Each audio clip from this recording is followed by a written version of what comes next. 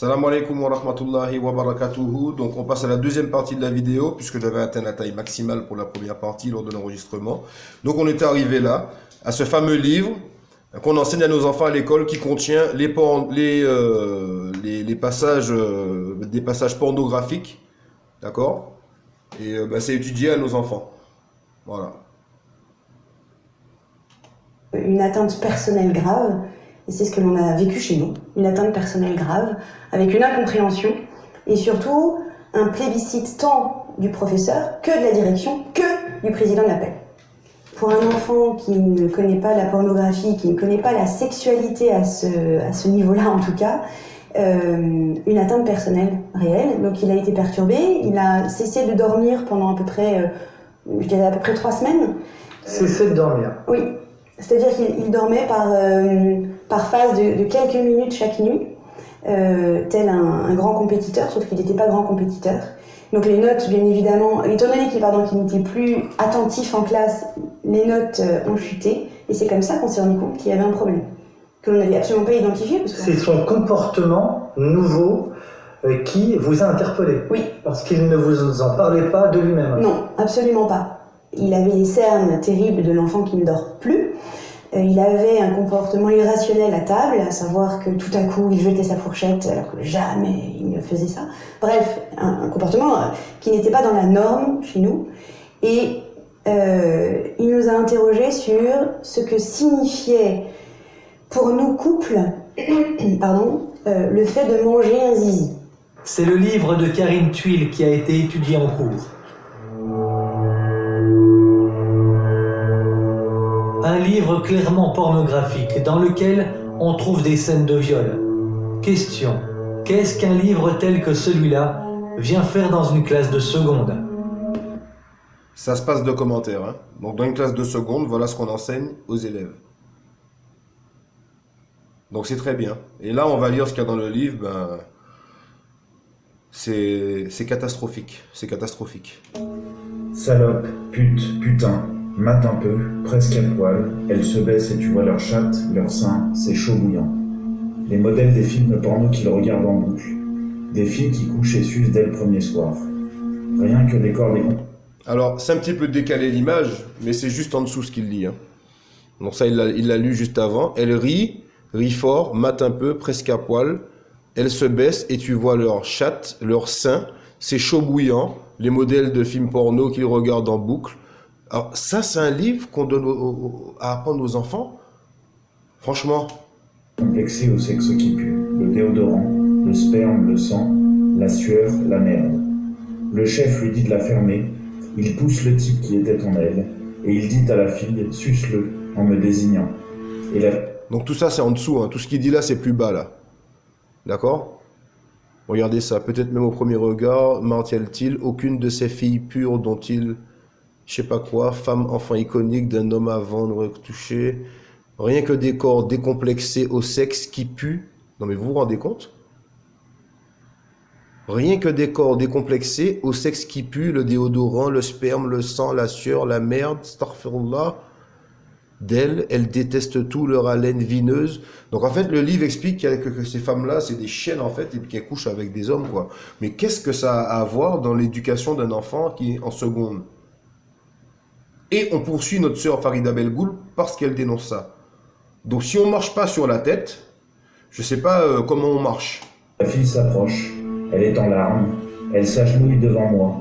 Le type lui donne une gifle au milieu de la tempe. Suce-le, répète-t-il. Du sang coule le long de son arcade sourcilière, elle pleure.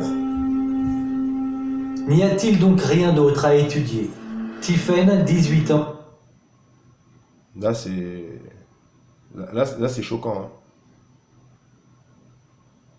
C'est choquant. Hein. Regardez ça. C'est ce qu'il disait tout à l'heure là. Le chef lui dit de la fermer. Il pousse le type qui était en elle. Il pousse le type qui était en elle. Vous imaginez la scène? Et il dit à la fille, suce-le en me désignant. Et la fille s'approche. Elle est en larmes. Elle s'agenouille. Non mais quand même. Non mais là... Si les gens ne comprennent pas que Satan il existe et qu'il faut lutter contre lui, eh bien qu'il continue d'être athée. Hein. Mais nous les musulmans, il faut qu'on se réveille Et vu qu'on est à court de munitions à tous les niveaux, il faut qu'on dégage, il faut essayer de dégager. Au moins par la NIA, on peut pas rester là et puis on s'est piétiné comme ça, c'est pas possible. A accepté de nous livrer son témoignage. Dès le début, il présente le personnage comme une bête de sexe. Donc là, c'est la fille de seconde qui témoigne. Elle va vous dire, elle a fait une étude de texte sur ce livre, voilà ce qu'il dit. Donc elle vous dit, dès le début, il présente le personnage comme une bête de sexe. Il est marié, mais sa femme lui suffit pas. Donc il a une garçonnière où il va avoir d'autres femmes la nuit en donnant des somnifères à sa propre femme pour pas qu'elle se réveille. Ça m'a choqué de lire un livre comme ça en seconde. Je me suis demandé pourquoi je lisais ça. Parce que dans le cadre pédagogique, je voyais pas à quoi ça servait. Parce que normalement, c'était pour comparer avec le livre de Guy de Maupassant, Belle Amie. Donc je sais pas si vous vous rendez compte. Vous avez cette adolescente qui vous témoigne son étonnement de devoir étudier ce texte. Et on le rappelle, on lui a demandé d'étudier 2 livres, donc ce livre-là, et en parallèle, le livre de Guy de Maupassant. Donc c'est encore plus grave. Parce qu'un livre de Guy de Maupassant, le livre de Guy de Maupassant, ça n'a rien à voir avec la pornographie. Ce sont des livres qui racontent des histoires, avec un français relativement des fois soutenu, voilà, des fois éloquent, mais ça ne parle jamais de sexe, ni de baiser tendre, ni quoi que ce soit. Enfin, me semble-t-il. En tout cas, pas les anciens livres qu'on a lus à l'école. Moi, j'en ai lu des Guy de Maupassant. Et là, on demande à l'élève d'étudier ce livre pornographique et d'étudier en parallèle un livre de Guy de Maupassant et de donner son avis. Donc en fait, on instruit l'enfant. On instruit l'enfant à devenir un acteur ou une actrice pornographique ou à avoir un ressentiment positif ou négatif ou neutre par rapport à ça. Et c'est là que le travail de Shaitan il est. Et parce que la sœur Farida Belgoul, qui est enseignante en plus, dénonce ça, notre très cher gouvernement lui met la main dessus. Et nos imams qui gagnent des millions d'euros, vous croyez qu'ils l'aident? Vous croyez qu'ils font une quête, une demande de don pour payer les frais d'avocat de la sœur qui a déjà pas mal de procès au cul? Ça les intéresse pas. Eux, ils veulent construire des mosquées, d'Akhel Ozaman, et ils veulent votre argent pour pouvoir se la couler douce. Il faut vraiment qu'on se réveille. Et je voyais pas trop la comparaison s'afficher en lisant ça, quoi, donc. Même l'enfant, il vous dit, je voyais pas trop la comparaison. Vous vous rendez compte? Comment vous voulez pas que l'enfant, il soit perverti dès le plus jeune âge? Vous avez ça à l'école maintenant.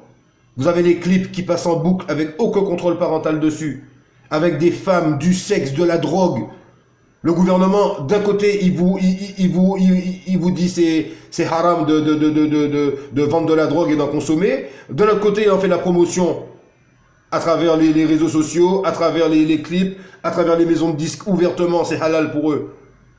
Ils vous interdisent l'alcool, mais de l'autre côté, ils vous autorisent l'alcool, mais de l'autre côté, ils vous mettent une peine parce que vous avez roulé sous alcoolémie. Si je veux pas que les gens roulent sous l'alcoolémie, il faut pas vendre d'alcool. Tu mets des radars avec des trucs pour faire les gens perdre leur points sur leur permis, parce que la vitesse tue des gens, au nom de la vitesse qui tue des gens, au nom de la sécurité, à ce moment-là, trouve un système pour pas faire de voiture. Ou alors fais une voiture qui roule maximum à 15 km/h. Si tu as calculé qu'un shoot à 15 km/h, ça ne peut que fracturer une cheville, tu fais une bagnole, tu vends des bagnoles qui roulent maximum à 15 km/h. Ou alors tu trouves un système de déplacement comme le TGV qui est relativement sûr, où plusieurs personnes seront à bord, où on n'aura pas de soucis, que des voitures s'entrecroisent, voilà. Mais tu ne mets pas... quand même, on marche sur la tête, quoi. À part le pognon, qu'est-ce qu'ils veulent, ces gens-là? Ils n'ont aucune éthique, aucune morale. Alors qu'il est évident que le pognon ne les fait pas avancer, ça fait reculer, ça fait avancer ceux qui mettent en place ça, mais ça fait reculer la société. Alors qu'avec le côté monothéiste et le côté religieux, avec l'application d'une charia, il est évident que tout ça, on l'aurait pas eu, on aurait eu l'opposé. On aurait eu le peuple en avant, et puis les plus faibles d'esprit en bas. Et là, c'est l'opposé qu'on a aujourd'hui. Les plus faibles d'esprit, ils sont en haut parce qu'ils courent après la dunya. Et ceux qui sont forts, qui sont censés être forts parce qu'ils sont des croyants, on est humiliés aujourd'hui. On peut même pas répondre à ça, même au nom de notre religion. On peut même pas répondre à ça. Donc c'est quand même catastrophique. Et si nous, les croyants, on fait pas ça, est-ce que le mécréant qui croit pas en Dieu, il va aller lutter pour cette cause? Il en a rien à foutre.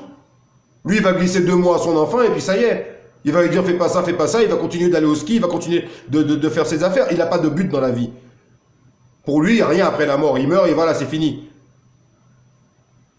Ben voilà. Françoise Dolto, célèbre pédiatre et psychanalyste française. Donc là, vu que c'est la deuxième partie de la vidéo et que là, tout va être dit, je vous laisse suivre cette deuxième partie tranquillement. Inch'Allah. Et mère d'un fils atteint d'un problème de surpoids, le chanteur Carlos, considérait que la relation sexuelle d'un adulte avec un enfant pouvait être consentie par ce dernier. Elle défendit cette thèse pendant au moins les 10 dernières années de sa vie. Dans son livre intitulé « La cause des adolescents » aux éditions Pocket, elle exprime clairement son parti pris en faveur de la pédophilie prétendument consentante. Page 267. Ce qu'il faudrait, c'est que la loi ne s'occupe plus de l'âge, ne s'occupe seulement que de l'inceste, des relations entre parents proches, frères, sœurs, parents, oncles, tantes, mais qu'il n'y ait absolument rien entre adultes et enfants comme interdiction. Qu'il n'y ait absolument rien entre adultes et enfants comme interdiction. Pour Françoise Dolto, si un enfant avait été prévenu dans son éducation qu'il pouvait refuser une relation pédophile, il en devenait alors responsable. Elle rejetait ainsi le principe pourtant irréfutable de l'irresponsabilité morale et juridique du mineur.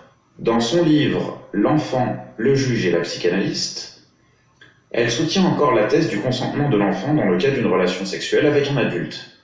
Page 34. Si les enfants savaient que la loi interdit les privautés sensuelles et sexuelles entre adultes et enfants, eh bien, à partir du moment où un adulte le lui demande, s'il accepte, c'est qu'il est complice, il n'a pas à se plaindre. Mais il peut avoir, sans se plaindre, à dire « Mais ça m'a fait très mal !» Oui, pourquoi t'es-tu laissé faire puisque tu savais que ce n'était pas permis ? À partir du moment où l'enfant est au courant, très jeune, de la loi, il est complice et on peut l'aider beaucoup mieux. On peut mieux l'aider à quoi, Madame Dolto? À lui faire admettre qu'il est complice?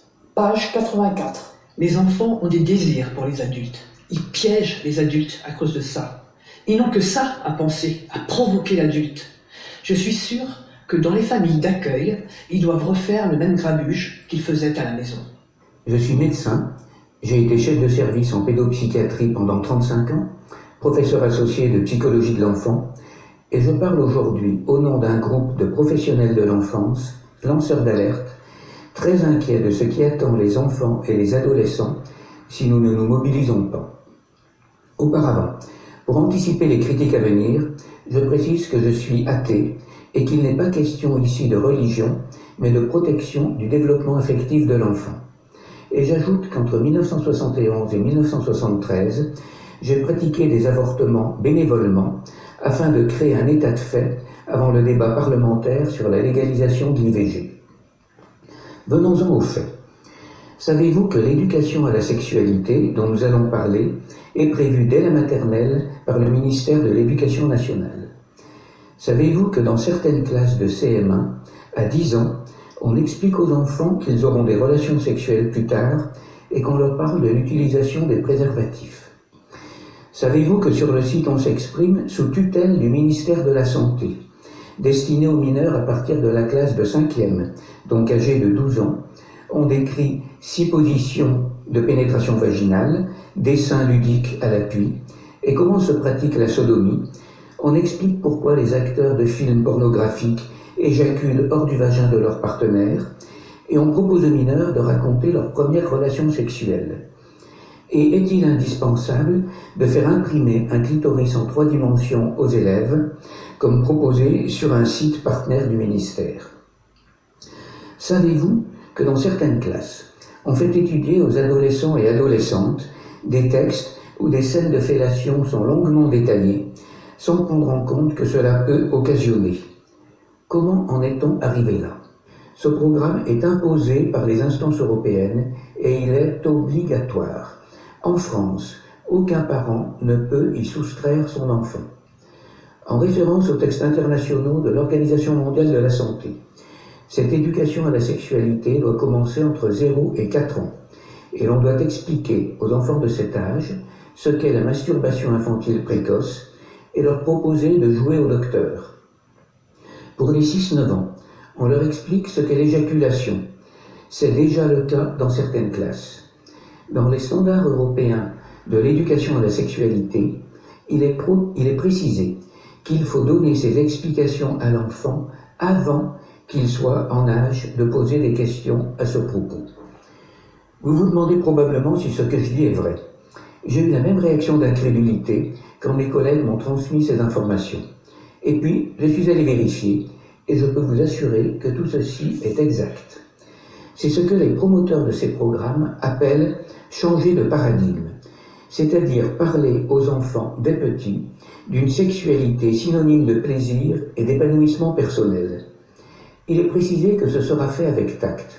Or, je peux vous affirmer que ce n'est fréquemment pas le cas et que nous recevons des témoignages d'enfants et d'adolescents qui expriment leur gêne ou leur dégoût face à cet enseignement collectif qu'ils qualifient de très intrusif.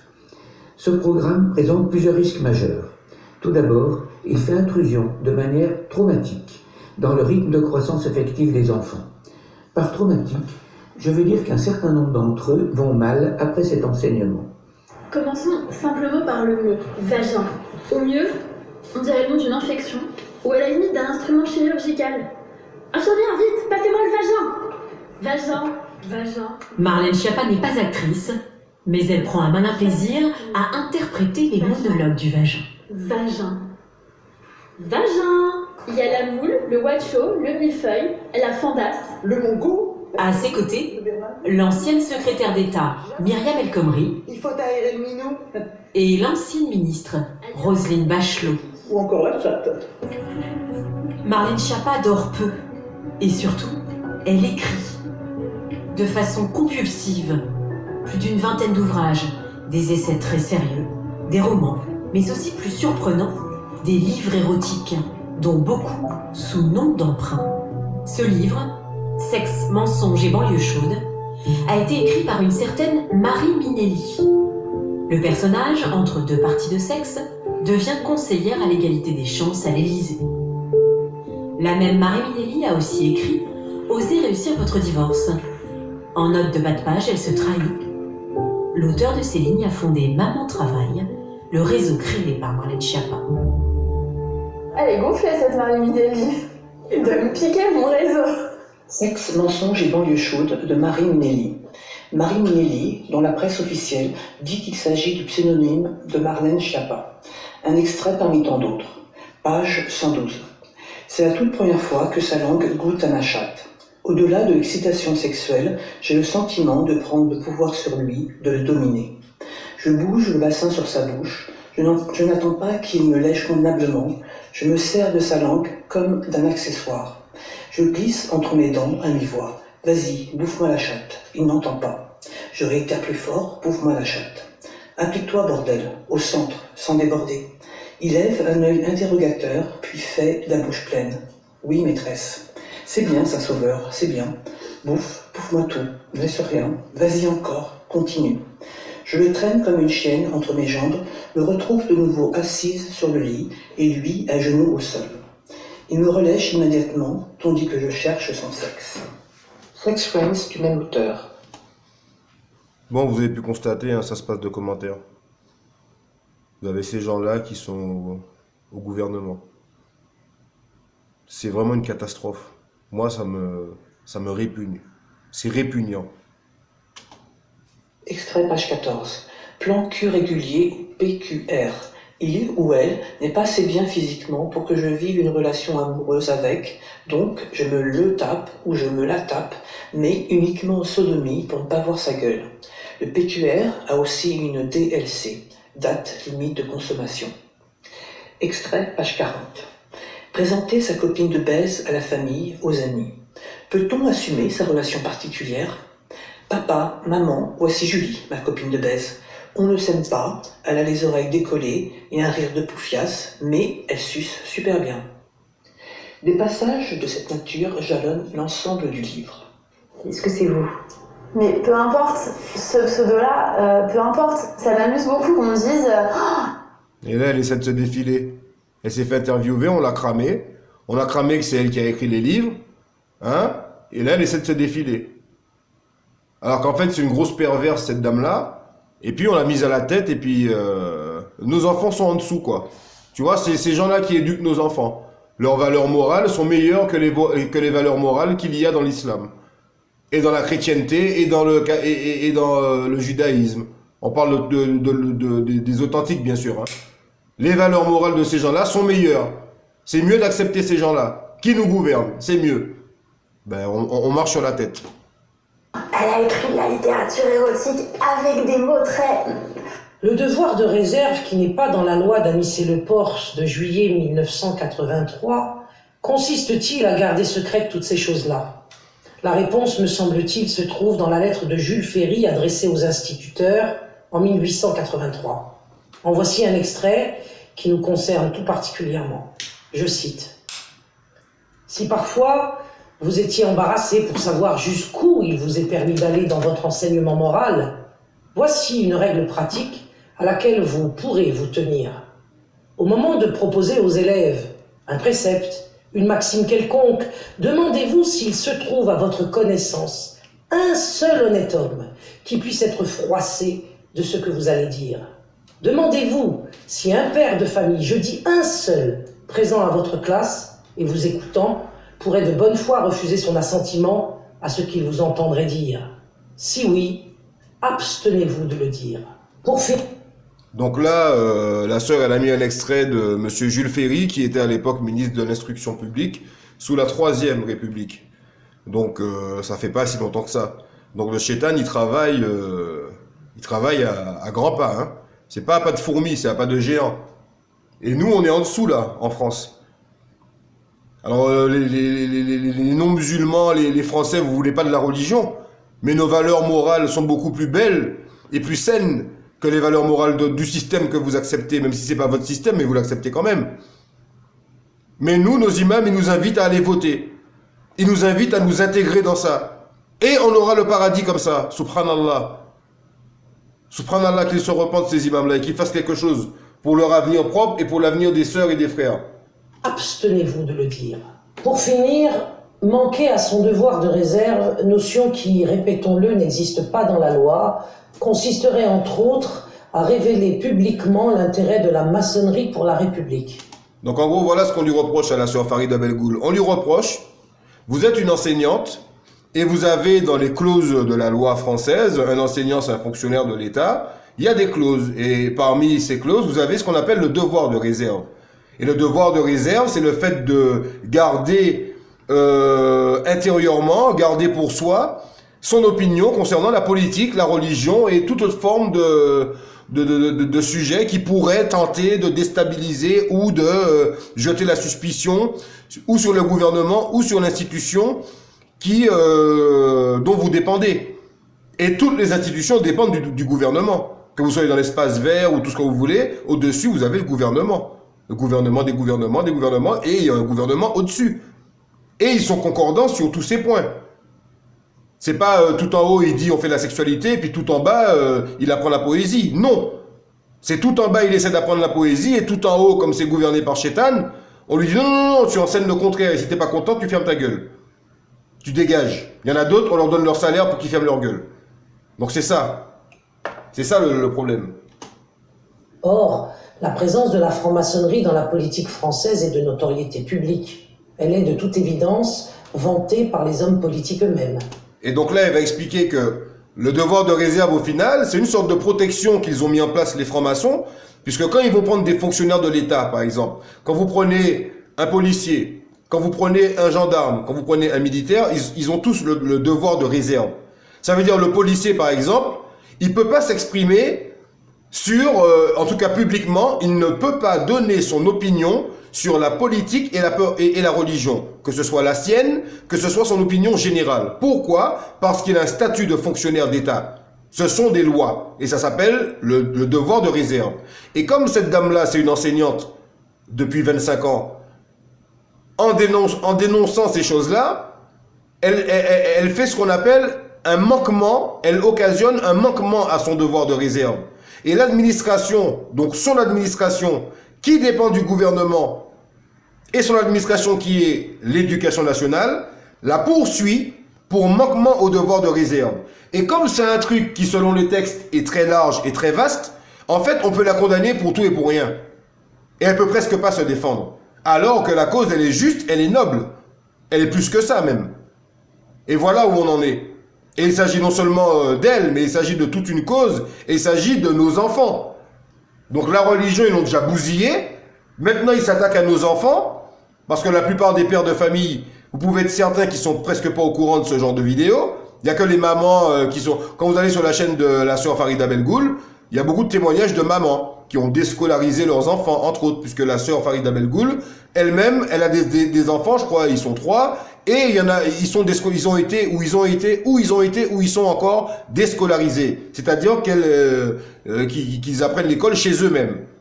Et donc, la sœur Farida Belgoul a une chaîne où elle vous envoie sur différents trucs, différents sites, où on peut apprendre à former son enfant, à apprendre à éduquer son enfant scolairement, soi-même chez soi. Donc c'est une alternative à ce système de merde qu'ils mettent en place. Et on la poursuit pour ça. Elle a déjà fait le mouvement des JRE en 2014, journée de retrait des enfants à l'école. En 2014, voilà, elle pose problème au système un petit peu. Et donc ils veulent la supprimer. Ils veulent la faire dégager. Mais le problème c'est que si elle dégage, même si on la connaît pas, si elle dégage, qui va lutter pour la cause de nos enfants? Pendant que nous on va travailler. Et pendant que nous on va à la mosquée, étudier leur discours à 2 balles. C'est ça le problème. Si l'on croit, comme c'est mon cas, dans la République, à un moment, il faut passer par la franc-maçonnerie. Donc là, c'est une vidéo qu'on a vue avec le président François Hollande, qui n'est bien évidemment pas un montage, puisqu'elle existe depuis longtemps. Avant que je me convertisse à l'islam, j'avais déjà vu cette vidéo. Le président Hollande explique clairement que si on croit en la démocratie, il faut passer par la franc-maçonnerie. Quand vous étudiez l'occultisme, le satanisme, moi qui ai étudié de ces choses-là avant de me convertir, on sait très bien que le monde tourne autour de Shaitan, et que Shaitan dirige ce monde. Le Coran, Allah il le dit que Shaitan c'est le rallié dans ce monde. La Bible le dit aussi. D'accord? Quand vous allez, et enfin une parenthèse, quand vous allez dans la Bible, par exemple, vous avez un passage où le diable il tente le Christ. Il l'amène dans le désert et il lui propose tous les royaumes des cieux s'il se prosterne devant le Shaitan. Et Isa alayhi salam il refuse, selon la Bible. Mais bon voilà, la dunya, vous la dunya, ben vous avez la dunya et puis vous avez tout le façade que Shaitan amène avec. Et ces gens-là, ils ont accepté ça. Et comme elle, en dénonçant la vérité, en lançant des alertes, ben elle dénonce en fait la franc-maçonnerie qui s'est infiltrée dans l'école. Et la franc-maçonnerie riposte à ça. Et c'est ça qu'elle explique. Vous voyez, ici c'est ce qu'elle explique. Alors je vais essayer de retourner un peu plus loin. C'est ce qu'elle explique ici. L'intérêt de la maçonnerie pour la République. Voilà, c'est ce qu'elle dit là. Réserve, notion qui, répétons-le, manquer à son devoir de réserve, notion qui, répétons-le, n'existe pas dans la loi, consisterait entre autres à révéler publiquement l'intérêt de la maçonnerie pour la République.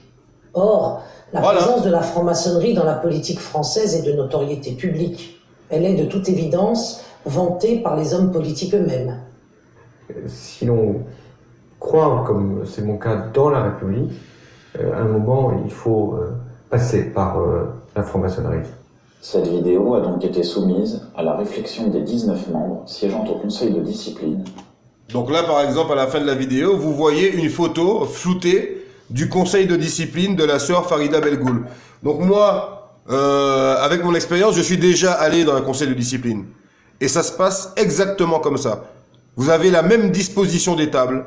D'accord? Et donc tous les gens qui sont autour là, ou ce sont des enseignants, ou ce sont des gens du syndicat.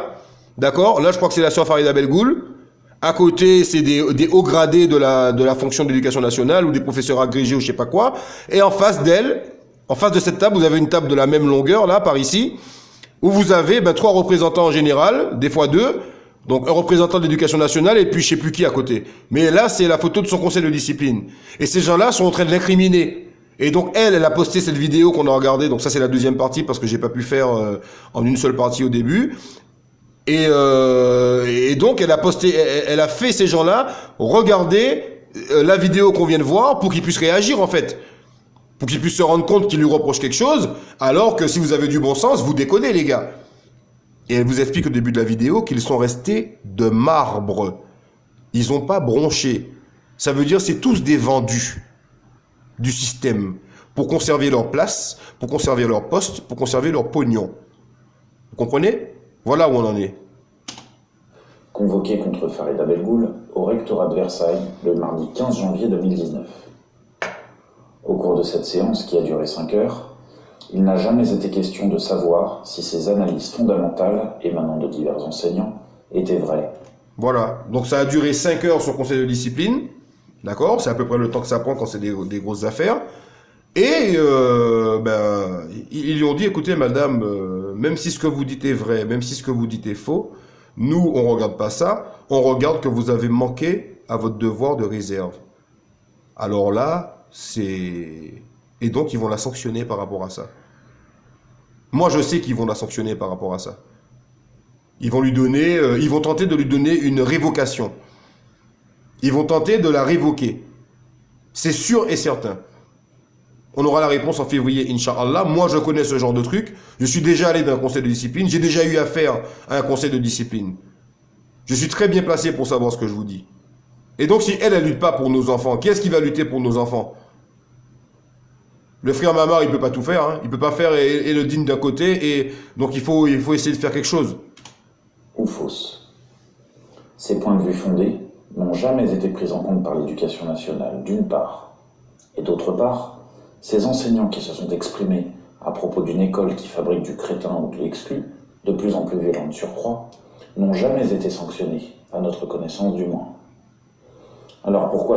Et donc là, il explique que tous les professeurs qui sont passés avant, qui dénoncent qu'au baccalauréat, qui ont dénoncé dans des vidéos et dans des reportages qu'au baccalauréat, on falsifie les copies, ils reçoivent des notes pour laisser passer, des erreurs grammaticales, des erreurs de calcul et toutes ces choses. Tous ces professeurs qui ont dénoncé dans le monde entier, l'éducation nationale ne les a pas sanctionnés. Pourquoi est-ce qu'en France, on s'en prend à la sœur Farida Belgoul, qui a déjà, je le rappelle, 6 ou 7 procès, on s'en prend encore à elle parce qu'elle dénonce comme les autres.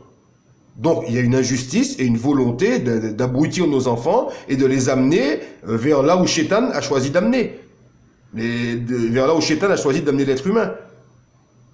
Allah, il nous dit dans le Coran que le Shaitan, il a dit qu'il commandera aux gens de fendre les oreilles des bestiaux, qu'il commandera à l'homme d'altérer la création d'Allah. C'est dans Sourate, si j'ai bonne mémoire, Al-Mu'minun, Sourate 23. Je crois que c'est verset 60 et puis 67 ou je sais pas. Il dit, le Shaitan, qu'est-ce qu'il va faire? Il leur commandera d'altérer la création d'Allah. Donc voilà où on en est avec leur théorie du genre, leur sexualité, leur machin. Vous pervertissez un enfant à un âge aussi jeune. C'est pas normal. S'en prendre à Farida Belgoul. Un élément de réponse vient à l'esprit. Farida Belgoul ne s'en tient pas au seul discours, mais elle met en place des actions efficaces. En 2008, elle fonda une association pour instruire les adolescents en échec scolaire. En 2014, le mouvement des journées de retrait de l'école qu'elle initia pour interdire l'enseignement de la théorie du genre à l'école fut très populaire. Les journées de retrait de l'école revendiquaient aussi la restauration du ministère de l'Instruction publique. Depuis 2014, elle est présidente de la Fédération des parents engagés et courageux, la FAPEC, créée après le mouvement des journées de retrait de l'école.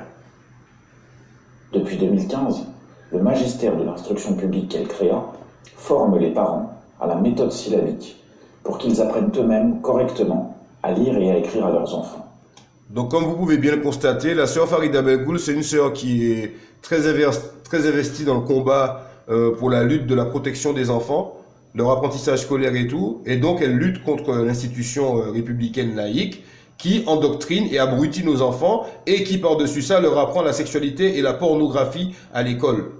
D'accord? Et donc elle a déjà fait plusieurs trucs, donc il faut regarder la vidéo que je vais mettre en lien et puis aller sur sa chaîne éventuellement. C'est surtout important pour les mamans. C'est très important que les musulmanes voient les vidéos de cette sœur, Inch'Allah.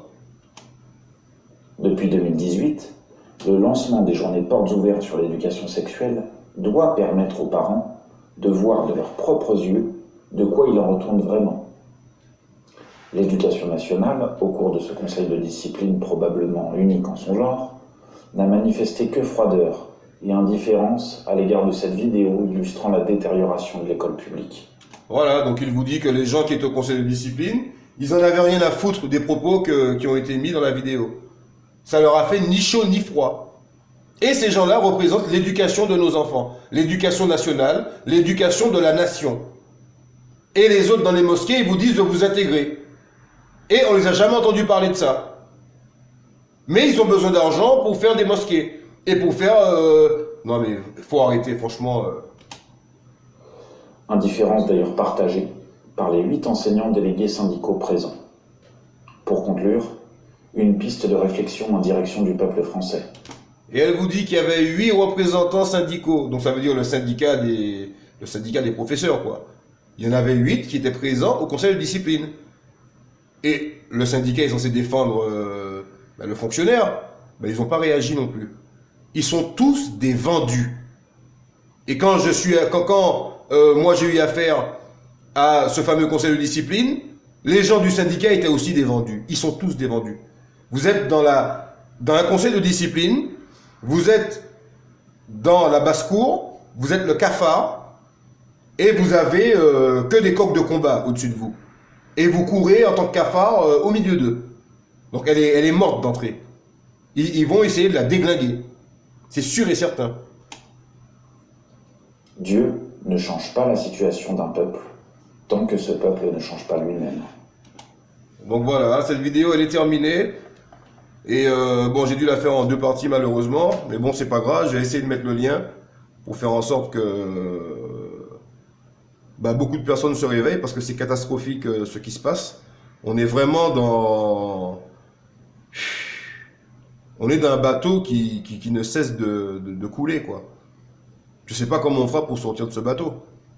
Mais il faut qu'on trouve une solution. Donc mes frères, je lance un soutien à la sœur Farida Belgoul. Et j'invite les frères à avertir leurs femmes, leurs sœurs, leurs tantes, toutes les personnes du genre féminin qu'ils connaissent.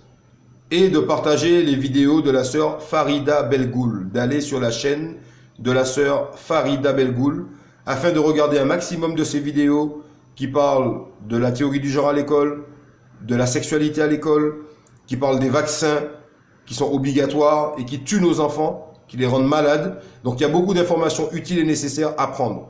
Donc je pense que parmi les abonnements qu'il faudrait avoir, en tant que musulman, entre autres, je ne connais pas toutes les chaînes, donc il y a la chaîne du frère Mahamar Metmati, il y a la chaîne de musulmans du monde, où il y a un petit concentré du travail de Metmati sur l'islam de France. Et il y a la chaîne de cette sœur Farida Belgoul, c'est important pour les enfants. Puisque des enfants, on en a. On a des neveux, on a des nièces, même si on n'a pas d'enfants. Donc il faut essayer de les préserver. C'est un devoir pour le musulman aussi. D'accord? De protéger l'enfant. Inch'Allah. Donc sur ce, mes frères et sœurs, je vous dis assalamu alaikum wa rahmatullahi wa barakatuhu. Et à une prochaine, Inch'Allah, dans une prochaine vidéo.